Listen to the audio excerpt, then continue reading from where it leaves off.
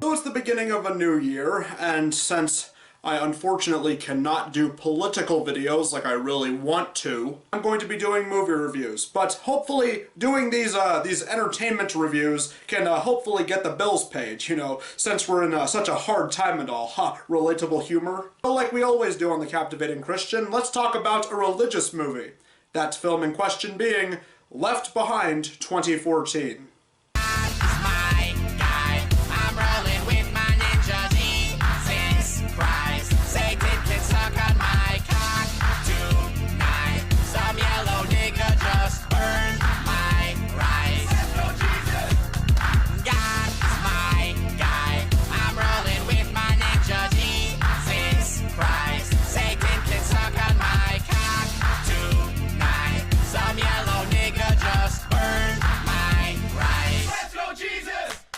Left Behind is a 2014 remake of a Kirk Cameron film called Left Behind from the 90s, which is also based on a book. Now, while the original Left Behind film is a fantastic and untouchable film, and Kirk Cameron is one of the greatest things to ever grace the earth, can this 2014 remake do the original any justice? With such a big-name actor of movies that I've never seen, like Nicolas Cage at the wheel, who definitely did this film because his brother said it would be good for a mainstream actor to do a religious-themed movie?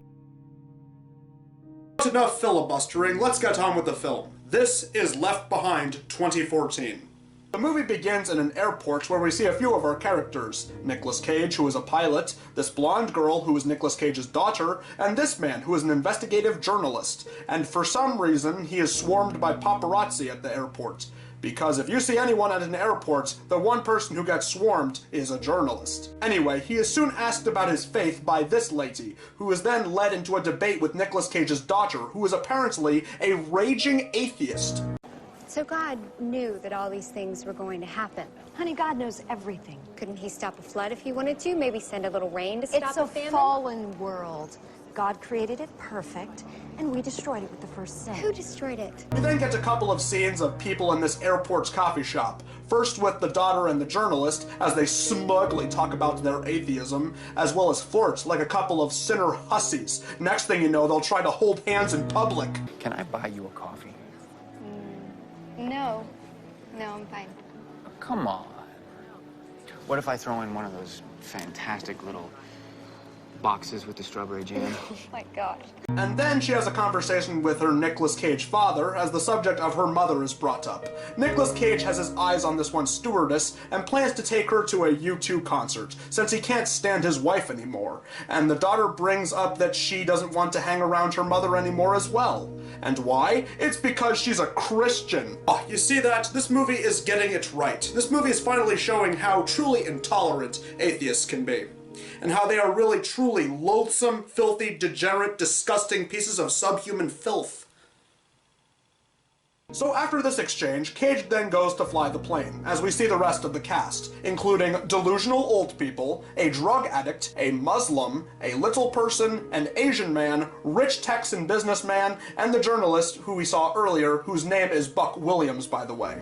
As we get to this odd scene. Look, I saw you two in the lounge about an hour ago. And now you just happen to be the last person to get on the plane? I don't get it. Was he following them and watching them the entire time, without them knowing? Anyway, the planes take off, and we see Cage's daughter pick up her little brother, who she gives a baseball mitt as a gift. But things get really awkward when she talks with her mother, who is very strong in her beliefs. You're not the only one who thinks every earthquake could be the end of the world. Some crazy lady cornered him in the airport. I just want you to understand. This is important to me, and so are you. I just want you to be ready. What? People who say that the end of the world is coming because a simple earthquake happened seemed crazy? And these people don't want to spend time around those kind of people? Oh, now who's the crazy one? Anyway, the daughter takes her brother to pick up one of those murder simulators that people call video games at a GameStop down by their local mall. But soon, things start seeming strange when cars ram into the mall, people begin stealing things, a plane crashes in the parking lot, and worst of all, people disappear into smoke, and just leave behind their clothes. her brother, and later revealed her mother, included. Back on the plane, we see the results of the rapture taking effect as well. First, some minor shaking of the camera, then some people start disappearing, the co-pilot included. Now it's time for our characters to get to know one another and set up a bunch of different subplots. All the while this happens, we just go back and forth between the plane and Cage's daughter back on the ground. Now, some hack film critics out there might say something along the lines of, editing and pacing like this gives the viewer a serious amount of whiplash from how often they keep cutting back. But I personally love movies with a bunch of different subplots that constantly jump around all willy-nilly. Why do you think God's Not Dead was such a huge success with people like me? But for all the Philistine viewers in the audience, we'll just start by looking at what happens on the plane. Subplots include the Asian man thinking this will have something to do with alien technology. It seems they've been developing a new jet, okay? It'll carry 300 passengers at Mach 40, New York to London, 6 minutes. No, there's no way they developed it themselves. I'm guessing they reverse engineered it from something else. Probably something from Area 51. That probably sounds crazy to you, but makes perfect sense to me. I wish I could have gone to Area 51. Pony Fanboy did.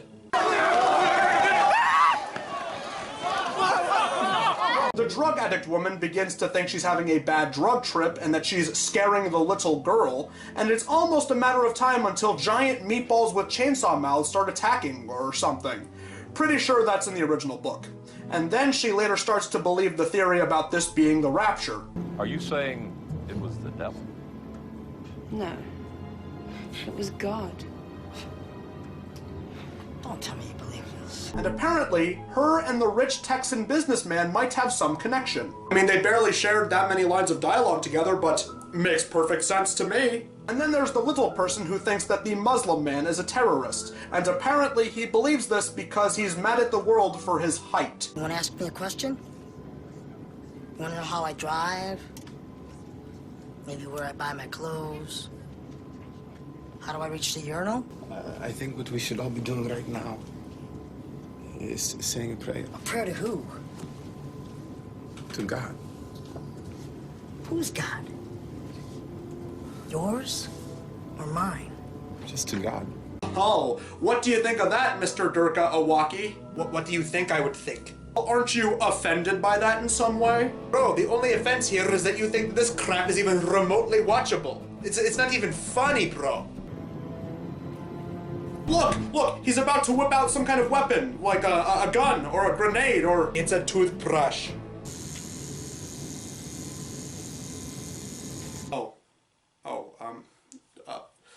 My bad, sorry, never mind. And lastly, there's this lady who thinks that her baby's father is pulling some sick joke on her since he took the kids away from her, and she threatens to shoot herself. This doesn't really go anywhere.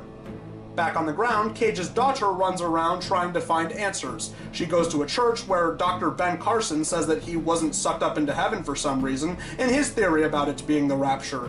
Then she later breaks into a crowded hospital where she notices that all the babies in the maternity ward are gone. Well, maybe she would know that all children, babies, and young innocents are immediately brought into heaven if she read the Bible, and maybe she wouldn't be left caught up in all these riots with all the sinners and non-believers. Yeah, and?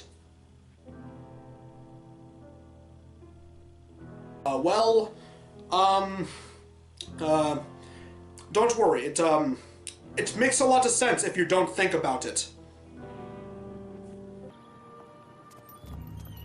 Come on, movie. If there is a heaven, then that dog totally deserves to go to it. Oh, somebody didn't see that episode of Family Guy. Not all dogs go to heaven. She eventually realizes her mother is gone, just like her brother, and she assumes that her father, Nicolas Cage, is dead since she can't get a hold of him on his cell phone. Which that's not the case because earlier they pointed out that any cell service is down because of the plane.